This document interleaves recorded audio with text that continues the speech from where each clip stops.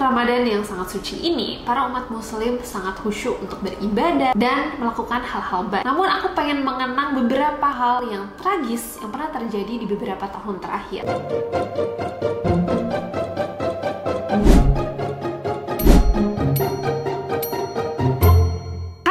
Nasjah and welcome back ke Naskah Kaget. Di bulan Ramadan ini kita akan menyajikan konten-konten Naskah Kaget yang ekstra spesial mulai hari ini. Dan semuanya terjadi pada saat Ramadan. Yang pertama terjadi pada 2008 lalu, di mana ada pembunuhan sadis di angkot. Sri Rumiati membawa potongan kepala dari Hendra 3 hari sebelum Lebaran 2008. Sri Rumiati yang juga dikenal sebagai Yati membunuh suaminya sendiri bernama Hendra. Caranya juga sangat amat sadis, menghantamkan kepalanya menggunakan batu. Hendra, seorang supir angkot, diketahui memiliki banyak istri dan katanya sering melakukan kekerasan terhadap Yati. Setelah membunuh, Yati ini tubuh korban dan membuangnya di berbagai lokasi menggunakan angkot dan bus. Mungkin alasan kenapa dia membagi tempat-tempatnya ini karena biar tidak teridentifikasi bahwa ini adalah badan manusia. Namun potongan tubuh ditemukan di dalam kantong plastik di beberapa bus, sementara kepalanya dibawa sama si Yati sebelum akhirnya dibuang di taksi. Identitas Hendra ini tetap terungkap gara-gara tato macan yang ada di lengannya. Setelah dilakukan penyelidikan, Yati akhirnya ditangkap di kampung halamannya, tepatnya di Temanggung. Dia ditangkap saat dia lagi bekerja di pabrik batu bata. Saat di persidangan, Yati mengaku dia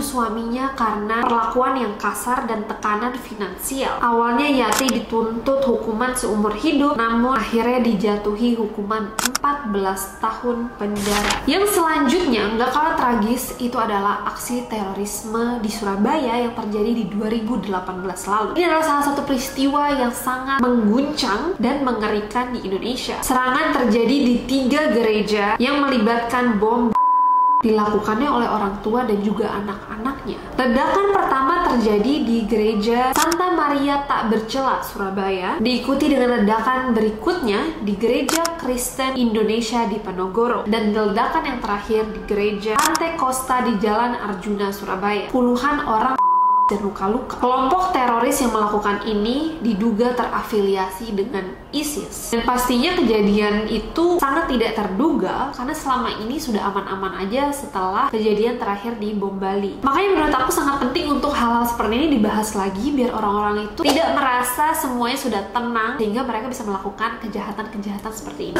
Dan kejadian tragis yang juga terjadi di bulan Ramadan berikutnya itu lagi-lagi di tahun 2018, tepatnya kerusuhan Makobrimob di Depok, melibatkan napi teroris yang memberontak dan menyandra beberapa petugas kepolisian. Insidennya nggak terjadi dalam 1 hari, namun beberapa hari, sampai menewaskan 5 anggota kepolisian dan juga salah satu narapidana teroris. Kerusuhannya itu dimulai gara-gara standar makanan yang dianggap tidak sesuai dengan yang diinginkan para napi. Namun keadaan dengan cepat memburuk saat para napi berhasil merebut senjata dan juga melawan para petugas. Akhirnya para petugas kepolisian ini melakukan operasi khusus untuk membebaskan tahanan yang disandra dan kemudian mulai bisa dikendalikan situasi. Nah, setelah kejadian ini terjadi, pemerintah semakin memperketat pengamanan di berbagai rutan, khususnya yang menampung narapidana teroris. Dan yang terakhir, yang sering terjadi juga di Ramadan, itu adalah aksi sweeping oleh kelompok masyarakat. Khususnya ini sering terjadi di kota-kota seperti Jakarta, mungkin Surabaya, dan kota besar lainnya. Tujuannya apa? Untuk menutup tempat-tempat dengan aktivitas yang dianggap negatif pada bulan Ramadan, seperti tempat hiburan malam, warung makan yang buka pada siang hari, atau tempat-tempat yang dianggap tidak menghormati bulan Ramadan. Mungkin niatnya sebenarnya baik, cuman aksi yang dilakukan itu kadang-kadang dengan cara yang sangat negatif, bahkan kadang-kadang sampai melibatkan aksi kekerasan dan mengancam keamanan masyarakat. Beberapa kelompok yang melakukan sweeping ini melakukannya dengan cara paksa, bahkan sampai merusak properti atau tindakan tindakan anarkis pada pemilik usaha. Padahal nih, secara hukum yang bisa melakukan itu tuh sebenarnya hanya pihak kepolisian. Pemerintah udah berulang kali mengingatkan bahwa aksi sweeping yang tidak dilakukan oleh pihak kepolisian adalah ilegal dan tidak sesuai hukum, bahkan bisa dikenakan sanksi pidana. Aksi-aksi seperti ini seringkali menuai kontroversi, terutama karena para pelaku aksi sweeping seringkali tidak mengerti hukum yang ada. Makanya ada di beberapa daerah itu polisi melakukan patroli intensif agar mencegah adanya tragedi main hakim sendiri, khususnya selama bulan Ramadan. Tapi yang dilakukan polisi-polisi ini juga untuk mengingatkan kembali para tempat hiburan malam untuk tidak beroperasi pada bulan Ramadan. Dari semua peristiwa yang tadi aku udah jelasin, itu mengingatkan kita semua bahwa kita harus tetap berhati-hati atas apa yang bisa terjadi di luar sana. Karena hal-hal seperti ini bisa terjadi kapan saja, termasuk di bulan Ramadan. Dan semoga para aparat, para pemerintah itu juga selalu sigap untuk menghadapi hal-hal yang kita tidak inginkan. Dan semoga hal-hal buruk ini tidak pernah terjadi lagi di antara kita, agar di bulan Ramadan ini semua bisa beribadah dengan tenang dan dengan baik. And that is all from me for today's video. Semoga kalian suka pembahasannya. Semoga kita juga bisa berdiskusi di kolom komentar di bawah. Menurut kalian ada nggak sih kasus-kasus di bulan Ramadan yang nggak kalah tragisnya dari apa yang tadi aku udah jelasin? Dan jangan lupa juga untuk like, comment, share, subscribe, do all of those stuff, dan follow aku juga di all my social platforms @nasjaj. And I'll see you guys on my next video.